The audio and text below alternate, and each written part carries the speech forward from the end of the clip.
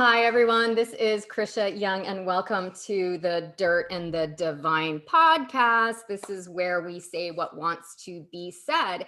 And today I am so excited to have a dear friend and a former client, and just like an all around amazing human, Jill Ferras, here with us today. Hi, Jill. How are you? I'm well. Thanks for having me. Thank you for being here. I'm so excited to have you on here. Jill is a amazing energy healer, energy worker.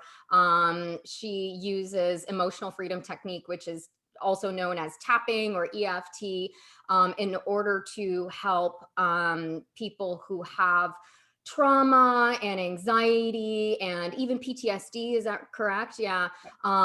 Like locked in their bodies. You help them release that energy in order to be able to function properly again in life and in relationships and stuff like that. And so today we're going to talk about like how you healed your trauma and anxiety through these outside the box therapies, and why we know energy work works, because we are electric.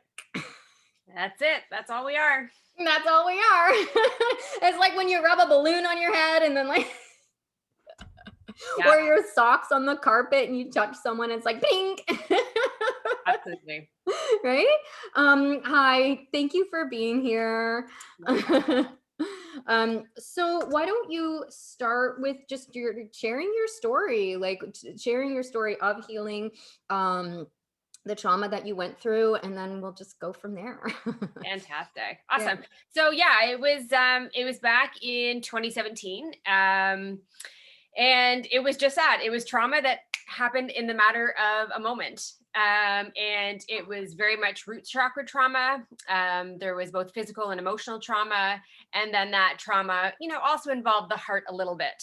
So, and it was like literally like somebody had, oh my God, like just completely like hit me over the head with this trauma, and it boom, and it shattered and changed absolutely everything in a moment.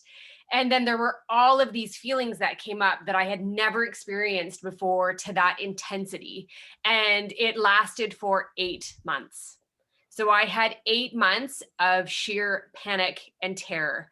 I had chest pain. I had palpitations. I had intrusive thoughts and not being able to link anything together because my brain was just like, oh my God, like totally scanning, my radar for everything that could potentially harm me or like kill me. At least that's what my brain and my body thought. Mhm. And it was awful. It depletes all of the energy out of the body, and it just literally keeps you kind of like when it snows. And for those of you who've never like driven in snow, but when there's fresh snow and the plow hasn't come down, like you just stay in the tracks of the Yeah. car in front of you because you're like, if I get off here, I'm like going to go in the ditch. Right. And that's like what I And the felt two like, Canadians who are like, yeah, I get that, eh? right? But like that's what it was like. And literally that's what happens to the energy in your body when you go into that fight or flight shock state. Like we call it, the energy goes homolateral, and you just kind of get stuck in these tracks. Yeah. And it feels awful, especially when you don't know how to like do something to help yourself, get to the off ramp and then hop off of this awful train ride that your body's just stuck in. Right. So once I finally, this was the funny part, once I finally came to the realization that I was having an anxiety attack, I was in total disbelief. I was like, this is an anxiety. And I should preface this that I have been a frontline paramedic for the last 17 years. So I'm very familiar with helping people in their own anxiety, coaching their breathing, pulling from my yoga training, and like helping them. But I didn't even realize it was happening for me. I was like, it was, yeah, I was so down that rabbit hole, I didn't even realize that that was me. Right. And so once I confided in this friend, and she's like, Jill, you're having an anxiety attack. And I'm like, no, I'm not. And she's like, sweetie, yes, you are. So I didn't have any mental health professional in my life at that point. They're very challenging to come by just to get in a an appointment with one of them. Yeah. So that took about 2 weeks. So I just, same thing, stayed in that, in those tracks of the sheer panic awfulness in my body while I waited for this appointment. And I finally got in to see this woman, and she's like, oh, told her about what had happened. And she's like, we should have this cleared up in 8 to 12 sessions. I'm like, okay, that's great. Like, can we get started? So I had gone and done about 2 with her, lovely woman. But I remember leaving her office being like, when's the part that I start to feel better here? Like, I've told you all of my stuff and I've talked about it from what I can remember, but all this chaos is still going on in my body. And I was like, there's got to be a better way. Like, I'm not doing this. I'm not doing this anymore.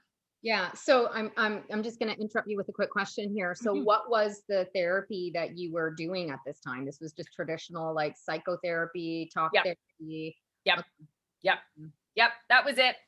And, it helped me connect a lot of cognitive dots, I suppose. And it worked on that one level, which we do have as humans, but it didn't work on the body level, on the feeling level. It didn't work on that at all.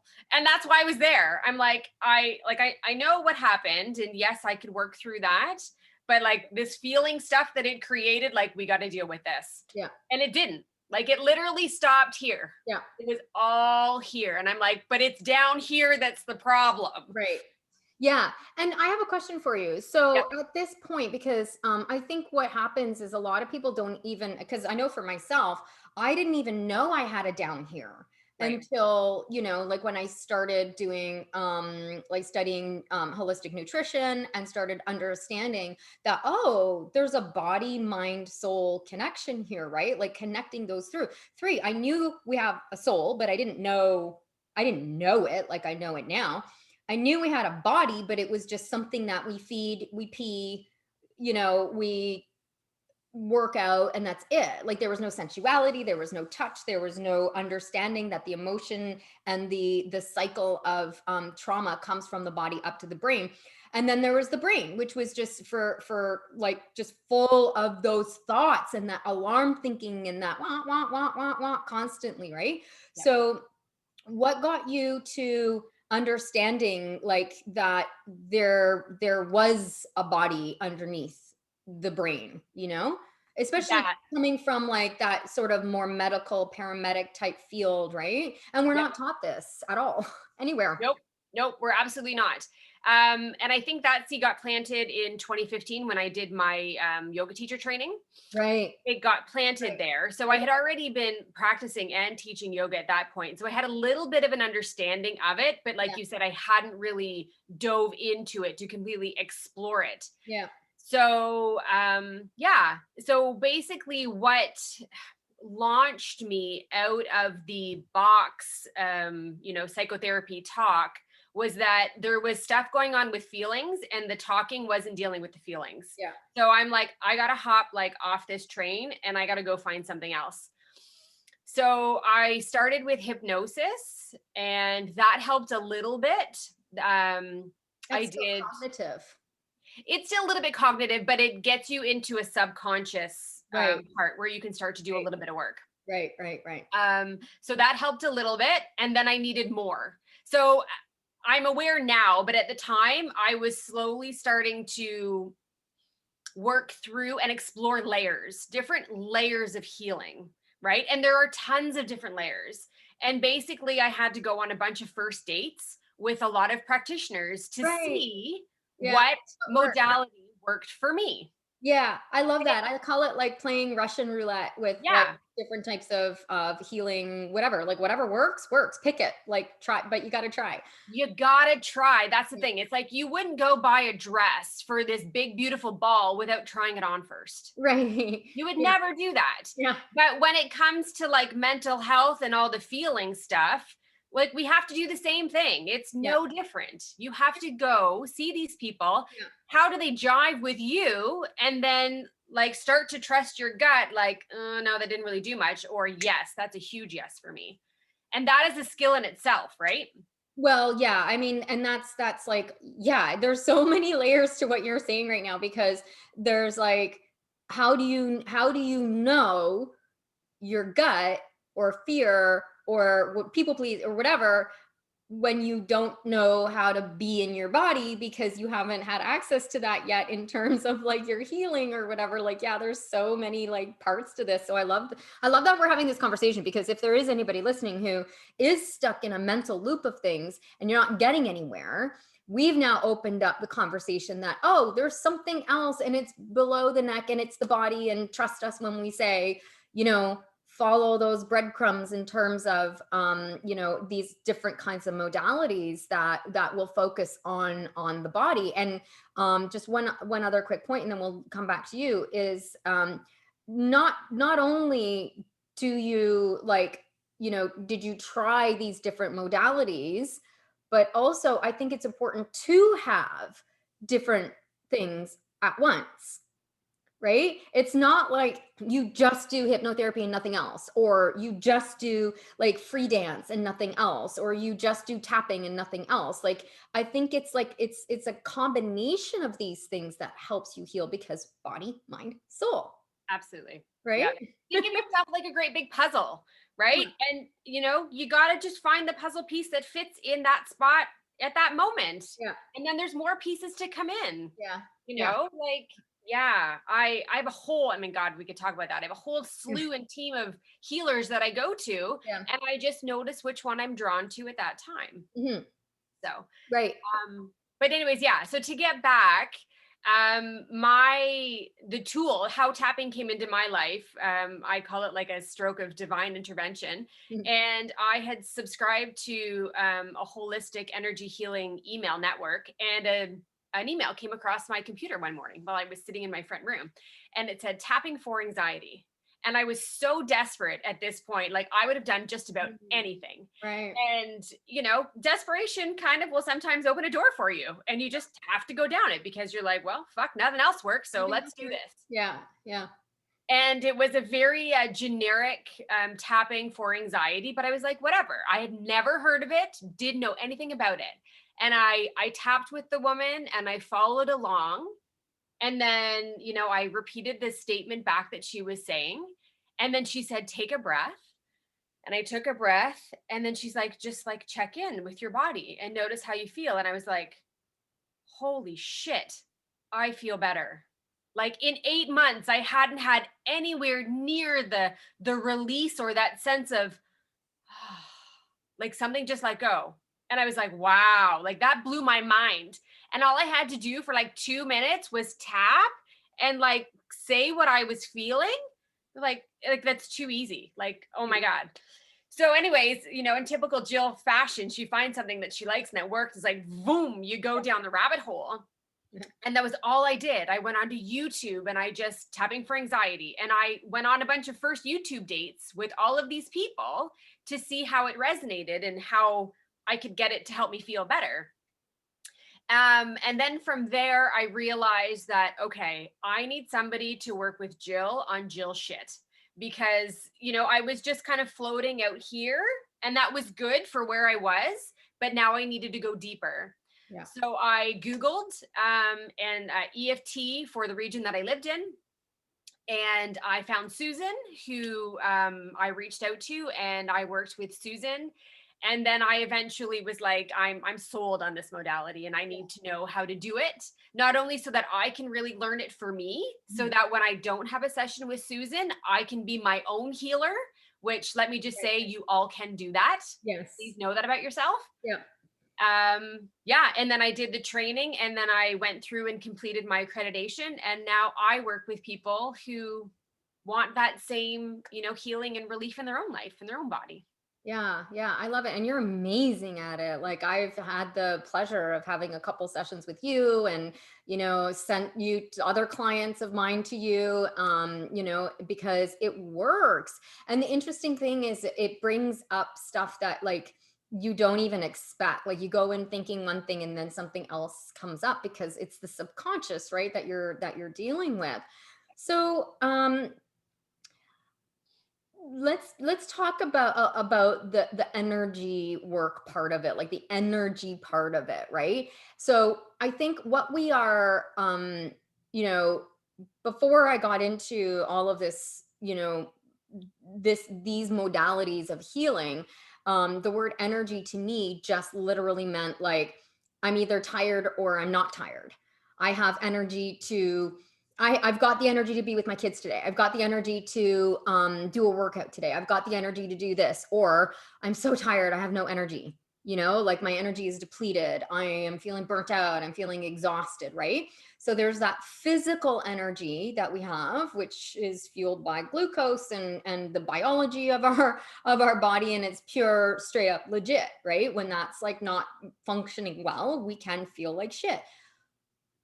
But we have an even better energy source, which is the spiritual energy source. It's the electricity in our body. Like you said, it's our aura, it's that field that we have, and it's the energy of the universe, and everything has it.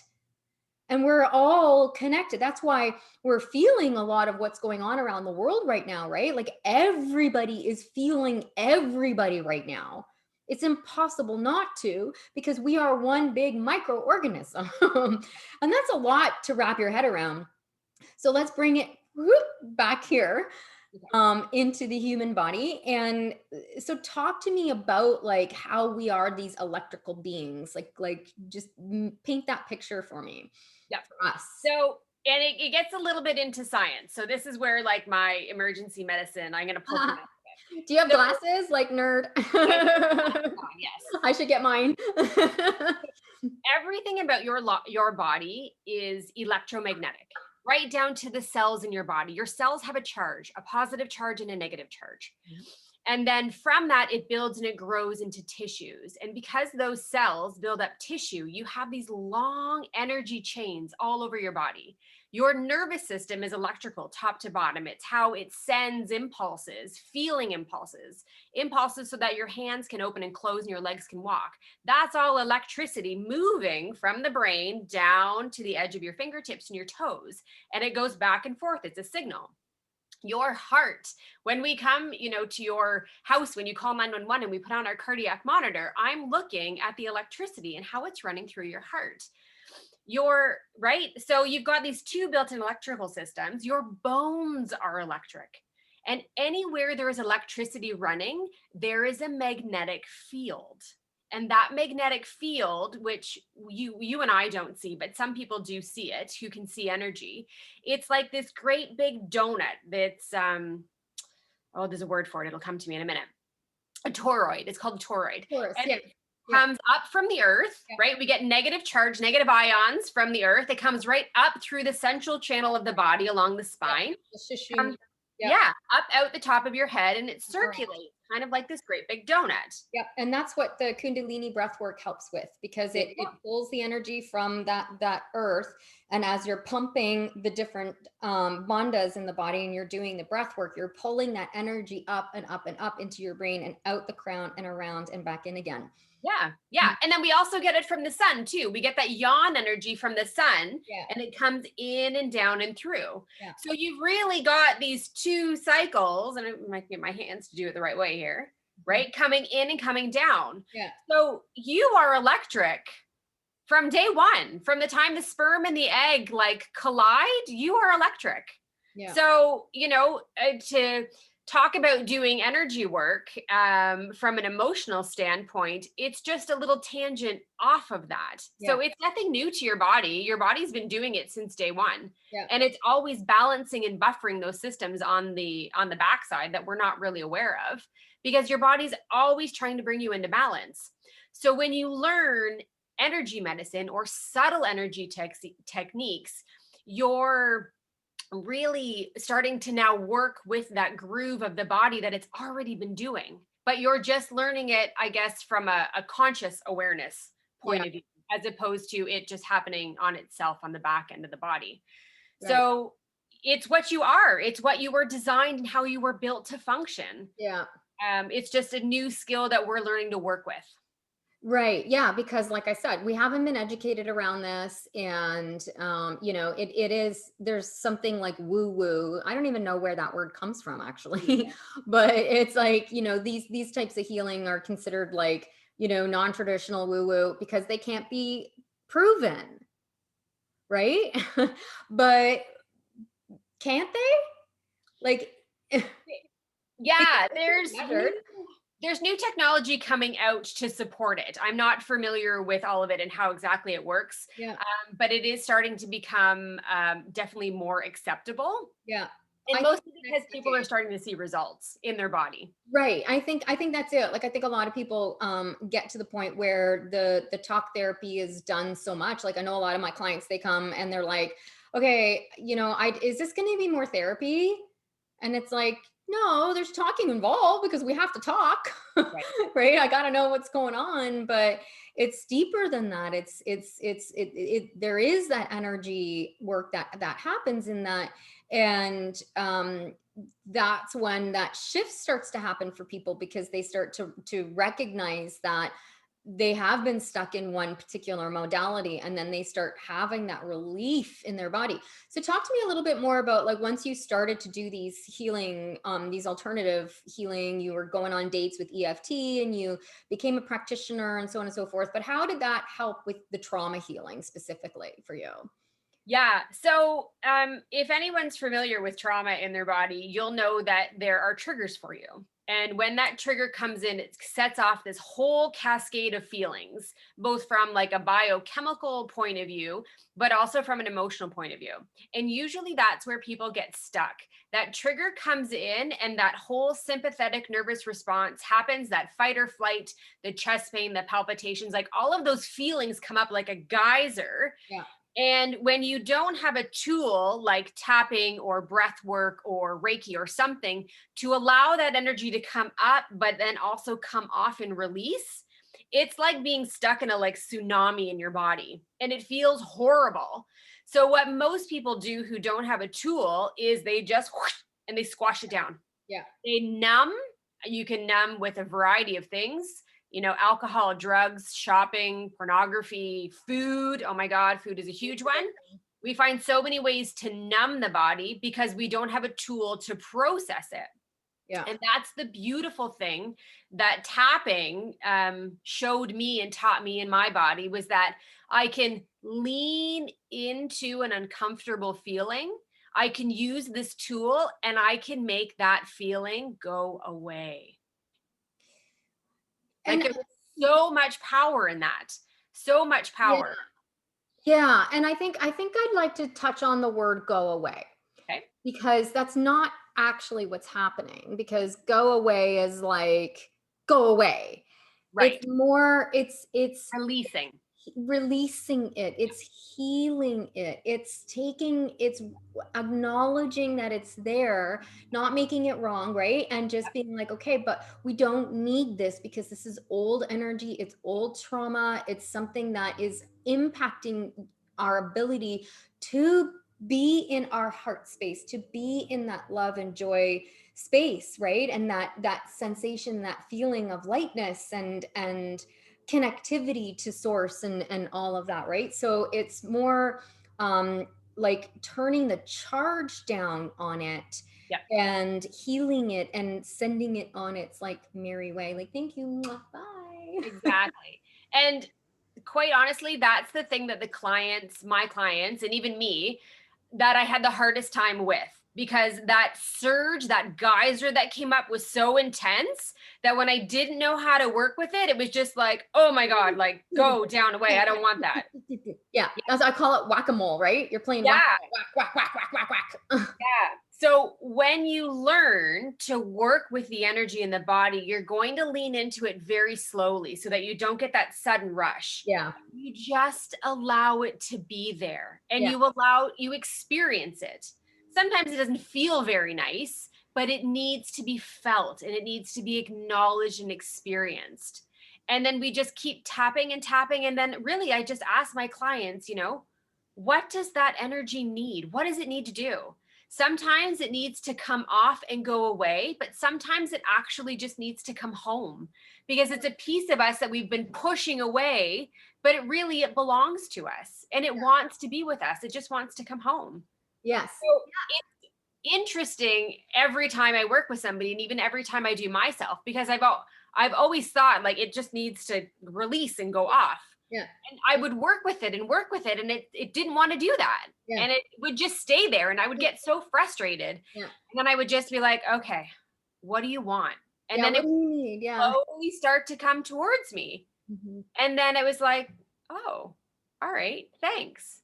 Yeah. So like even my own brain was getting in the way and my own like teaching and my own understanding of how the tool and energy works. Sometimes it still teaches me lessons. Yes. Oh, well, thank Yeah. you for that. Yeah, yeah, yeah, because it's just a part of us that needs to be seen and loved and heard. That's it. That's why it's shadow, right? Like it sticks in the shadows and like pokes out in all these like weird ways. And then we want like, because we ultimately want to feel either neutral in peace or want to feel that joy, which is our natural birthright. Like it is natural to feel that. It's also natural to feel the anxiety and the fear and all of that, but it's not like it's not natural to stay there. Right. Right. Yes. And it's there as it's stuck. Yeah, it's the warning system. It's the thing that's supposed to come up and give us the red flags. It's the thing that's supposed to come up and it's our fight or flight. It's the amygdala. Yes. Right. Which is what you were talking about in the very, very beginning when you were in that state. It is that fight or flight and we're flooded with those chemicals. And so like what I'm hearing is like you're saying that allow it to be there. And I think that's a phrase that I didn't understand until I got it. It was like the word love was just a word love. I didn't understand what love was. It was like, just love yourself. What the fuck does love mean? I have no idea. I've never felt love in my life. I don't know. And it was like needing to understand that sensation in the body of what love is to go, oh, that's love. Oh, I know that feeling. And it's the same thing with the discomfort, right? So when that discomfort comes up, most people want to numb it out because it is uncomfortable. It is every cell in our body. It is our heart hurting and aching and poked, and it's like a blister that's burst open and you're just like touching it, ow, and you don't want to feel that, right? And so that's what we mean when we say sit with that. And literally, like, it's just, I mean, it's such a simple phrase, but it's very complex because it feels so uncomfortable and awful. It's like, why would you want to sit in that? No, I'm going to go smoke some weed, or I'm going to go get a glass of wine, or I'm going to stuff my face with everything that's in the fridge, every sweet thing so that I can flood my brain with sugar. So now I don't feel this thing, right? And because that sensation of the trauma in the body, it is literally that fight or flight system coming up. And that's what it's designed for. Yep. It's designed to flood us so that we get into this, like, for me, it feels like a fog of like a draping, a cascade of chemicals. And it's like this whoosh sound for me. That's what it feels like when the chemicals, when I'm first in a panic or anxiety or something like that, when a pattern shows up for me, when I'm triggered or activated in some sort of way, it is that sensation that comes through. And that is the sensation that I think most people are trying to run from, because it's sheer like, what do? We run, we fight, we freeze. That's what it's designed for. But if you're like standing in your kitchen and you're getting those floods of emotions because, your kids are being crazy, or work's being crazy, or your partner's being a dick, or whatever, and, it's triggering childhood traumas or traumas from something else, you have no output. You have no way of dealing with that emotion, because this system was designed for when we were cave people and needed to run from tigers. Absolutely. It's so primal. It's so primal. It's built in. Yeah. And you have to, yeah. And what I've come to understand is that it's so primal that the only thing the human body as an organism wants to do is grow to full size and procreate. That's it. Yeah. That's all it wants to do. So anything that it can do to keep you on that path, grow to full size and procreate, it will do for you. So it'll give you all of those cascading, warmth feelings, because it's like, no, don't go there. Like, you're going to die. That'll kill you if you go there. Yeah. Right? Your body doesn't care if you're depressed and alive, if you're anxious and alive, you're just alive. And that's its job through and through. Yeah. So in energy medicine, that's triple warmer. That is triple warmer, what triple warmer does. He will pull and steal energy from all the other systems just to keep you alive. Right.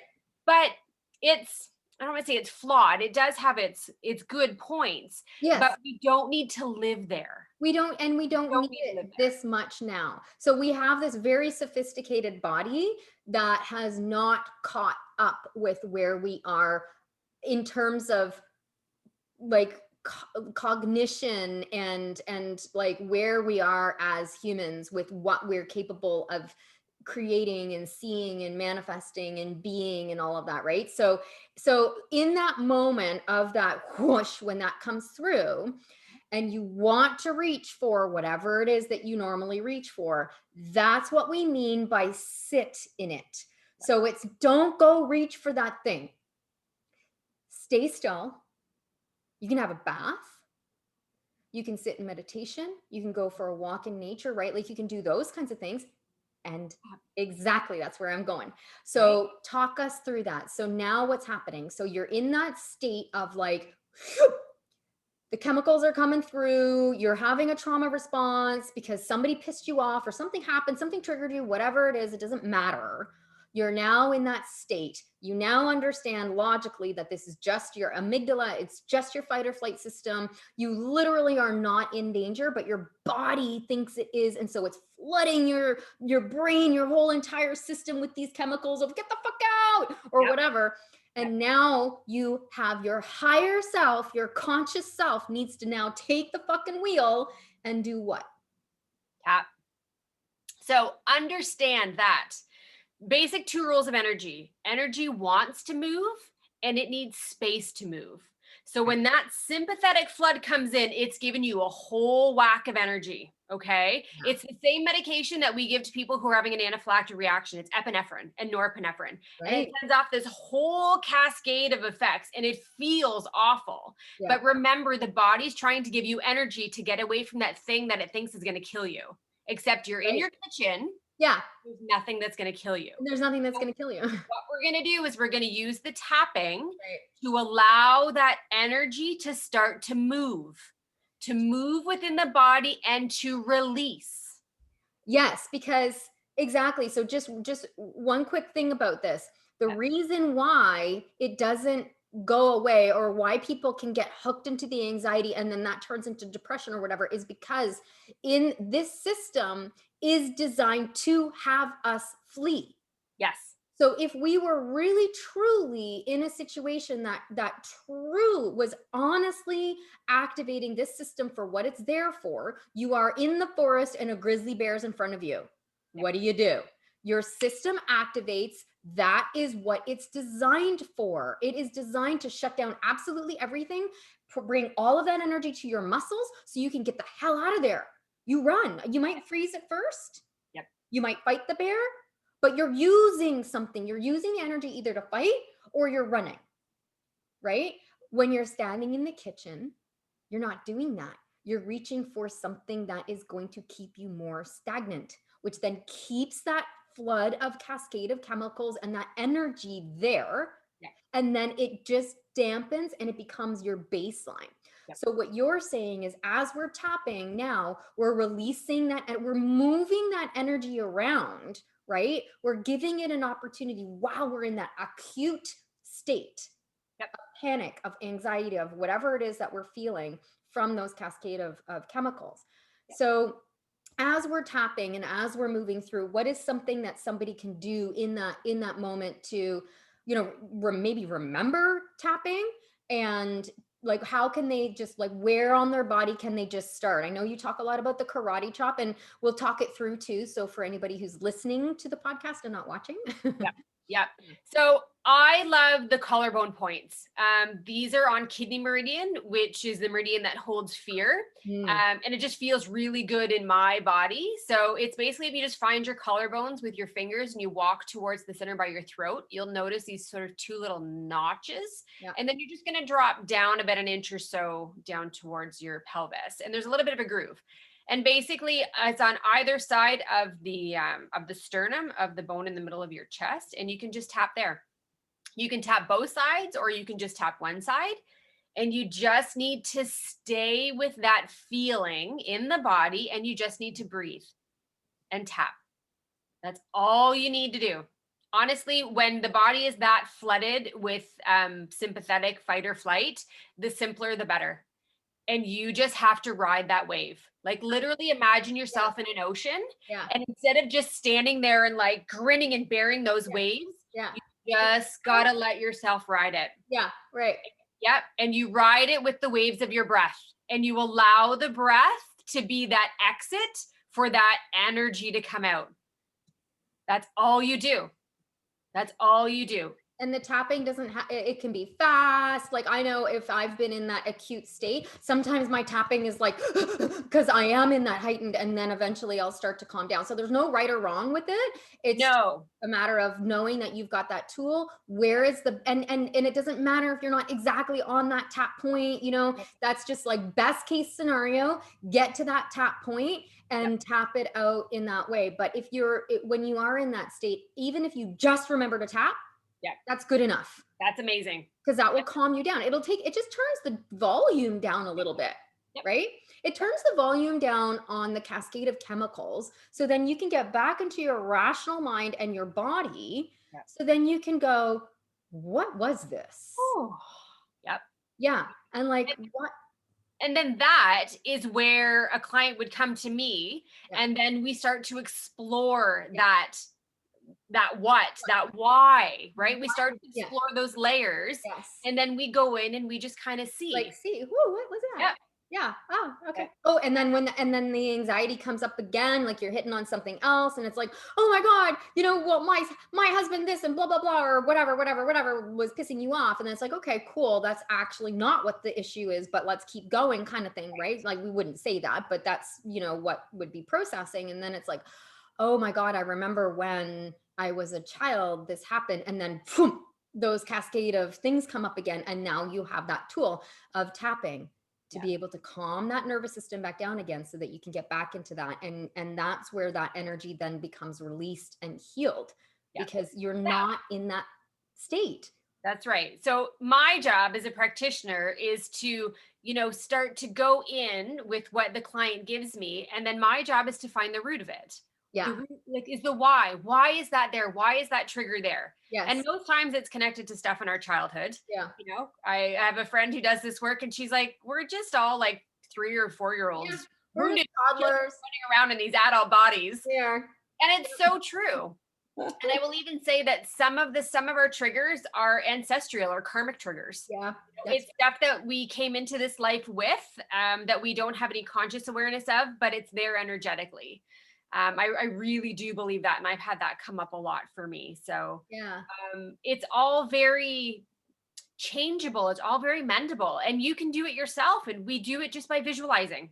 That's it. Yes. You know, because your brain is smart, but your brain also isn't aware if something is actually, as long as your brain believes what you tell it, pretty much.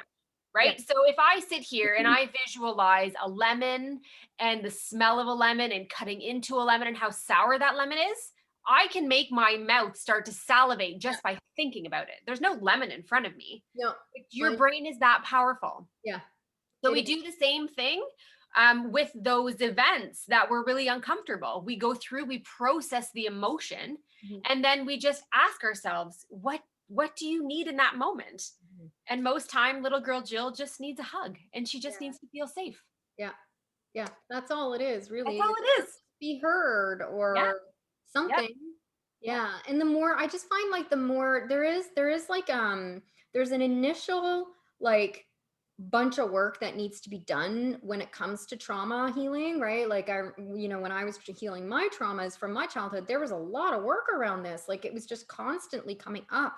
And so there was a lot of different sessions. Like I had a few sessions with you and other different coaches and different types of things that I was doing in order to process.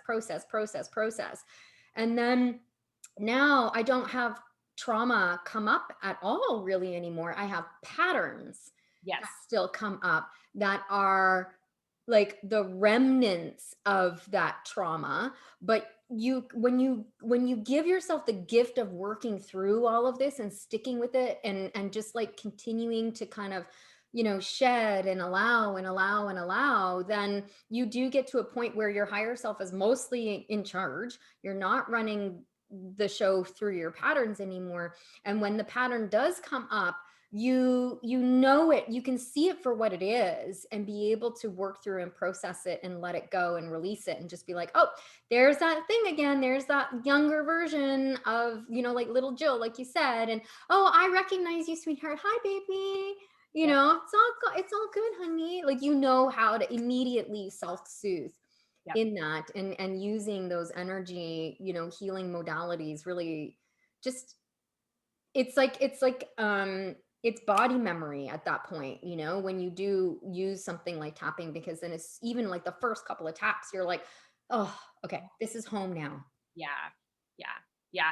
And I think the other really awesome gift that tapping gave me was, it moves that sympathetic, that fight or flight response very well.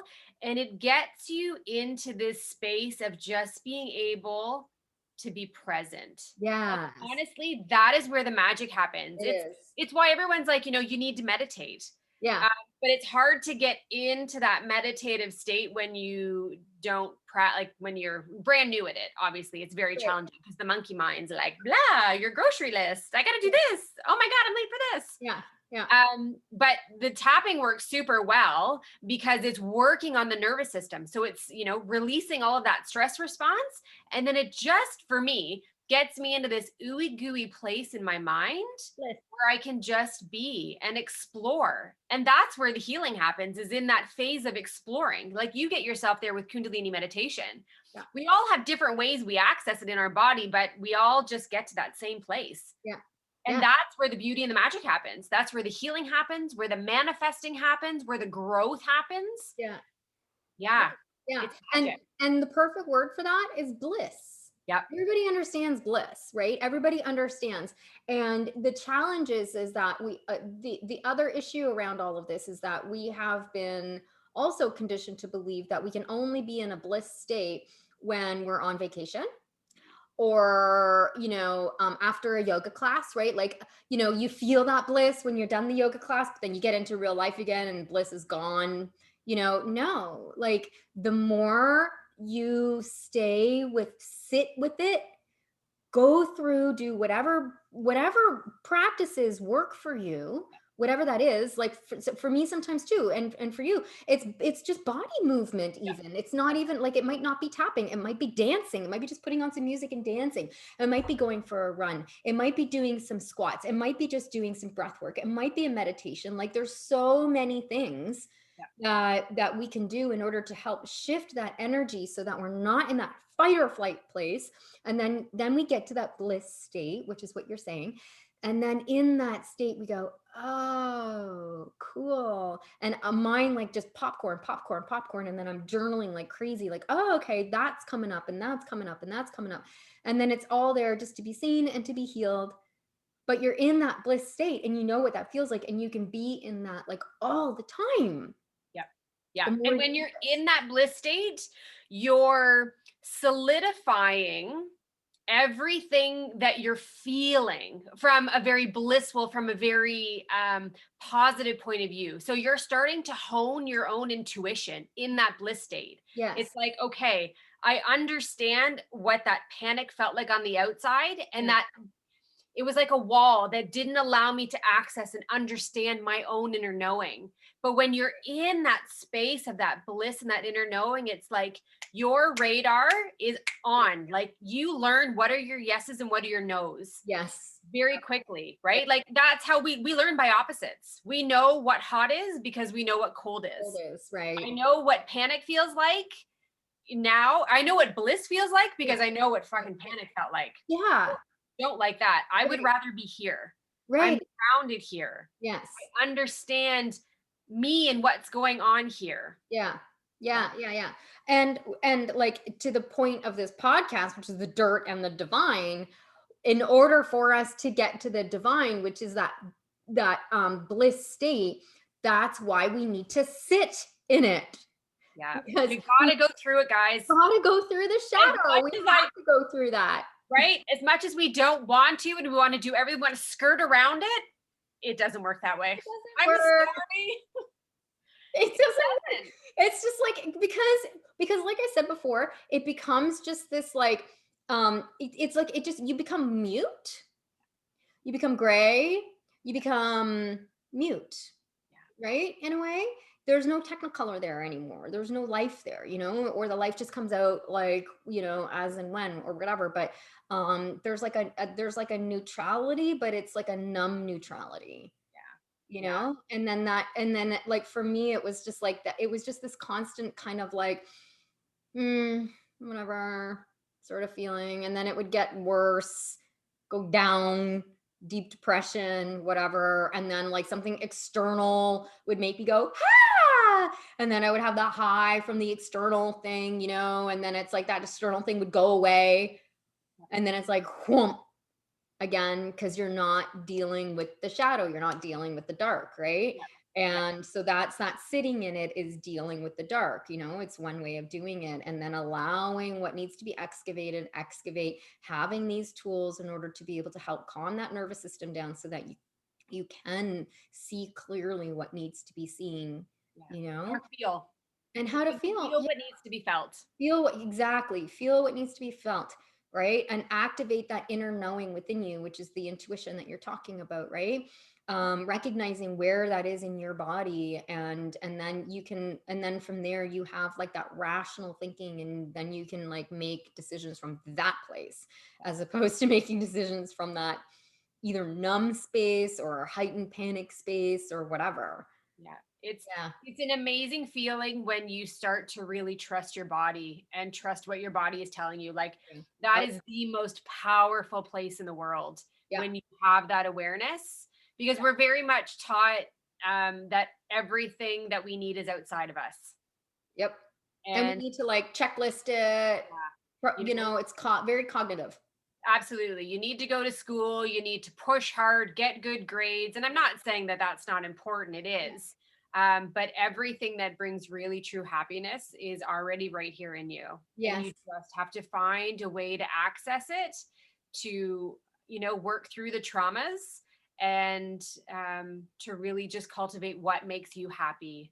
And like, what's your gift? What's your gift that you are meant to bring to the world and share with the world? Because that's where your happiness lives, right? Happiness is not something outside of you that you find. It's already in here. You just got to do the work in here to let it fill you from the inside out. That's a beautiful thought. And I think we'll just close it off with that.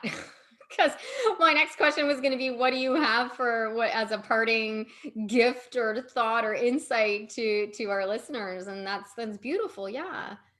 It's true. There is that it is on the inside, and we are born with this, and we are this, and we all have the ability to access it. Don't let anybody tell you any different. Is it work? Yes, it's work. But are you worth and worthy of that work? Fuck yes, you are. Yeah. And if somebody tells you that you're not, they're not your people. Yeah. They're not your people. They're not your people. They are in their own pattern. They're in their own stuff, right? And they can't advise you. If they're not doing their work, then they can't advise you. You need to find people who have been through it, who understand it, like all of these people who I'm interviewing on this podcast, right? People such as yourself, because you've been through it. You had that trauma response, and you took an active role in your own healing. And that's what I love about this story. And you tried those traditional methods, found that they weren't really getting deep enough, and you were still experiencing the emotional sensation. And that was your higher self, that was your intuition guiding you, even though you might not have cognitively known it at the time. It was like that was your intuition saying, no, this is the wrong path, this is not what we need something deeper. And that's the body. Even though that conscious thought wasn't quite there, it was there that got you into these modalities. And that's the most important thing. And I think because we can't really quantify this, it's like we're still caught in a paradigm of quantifying, but this can't be quantified. No, You just no, know how you feel. absolutely. You just have to let your body give you that experience, and you Yeah. just have to trust. Yeah, you just have to trust that your experience is yours, and you just have to let that be good enough for you. Right. I don't need to see a number or a lab value to tell me that I'm happy and that Right. I feel, oh my God, light years better than where I was. I know that for myself. I know. Yeah. And I trust it because I feel it. Yeah. Yeah. Yeah. Yeah. It's because it feels amazing. It does. It does. Yeah. And everybody has the ability to feel this. Yeah. Yeah. Yeah. Yeah. Yeah. Oh my goodness. I love it so much. Thank you for this. It's really, really such an important conversation, especially right now, with what's going on around the world. And we are feeling the energy, that collective energy. So if you're in a position of feeling more anxious than usual, like, God, yesterday I was having like such panic stuff going through my body. And then like I saw what was going on in the news and I was like, holy shit. Okay. So we're feeling this stuff, even if we don't know what's going on, Yeah. and those are the opportunities to break out these kinds of tools, right? To remember that there's tapping, to remember that there's breathing and dancing in nature and all of these different somatic body tools to get you out of that panic, fight or flight, to get you back into your body and back into your truth. Right. So, how can people find you? Yeah. You can find me at jillferras.com. That's my website. You can book in appointments from me there or with me from there. Yeah. And you do Yeah. this virtually, right? Was that? You do it virtually. I do it virtually. Yep. We just have to be able to talk. So we can do it over the phone. We can do it over Zoom. Yeah. And Yeah. it's powerful. It's powerful. I think there's an idea that, well, you can't do energy work through Zoom. You have to do it in person. No, when the practitioner is aligned in their energy, which you are, and does their own work, you do, right? You practice what you preach. And if the person on the other end is open, then there's no reason why you can't share that energy. Like, it happens all of the time, even through something like this. It's way more powerful in person, obviously, but we don't have One that. day we'll get back to being able to work in person. Yeah, we will.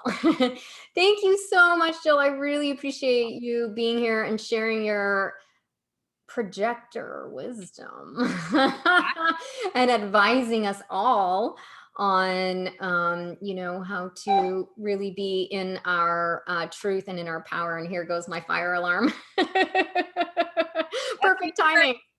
Perfect timing. So I will close off. Thank you so much for being a guest and for listening, watching to this particular episode. If you have any questions or anything that you would like to share or contribute to myself or to Jill, please don't hesitate to reach out to either of us. We are here to answer your questions and help guide you on your journey as well. Thank you. Make sure that you subscribe, share this with all of your friends, and I will see you in the next episode.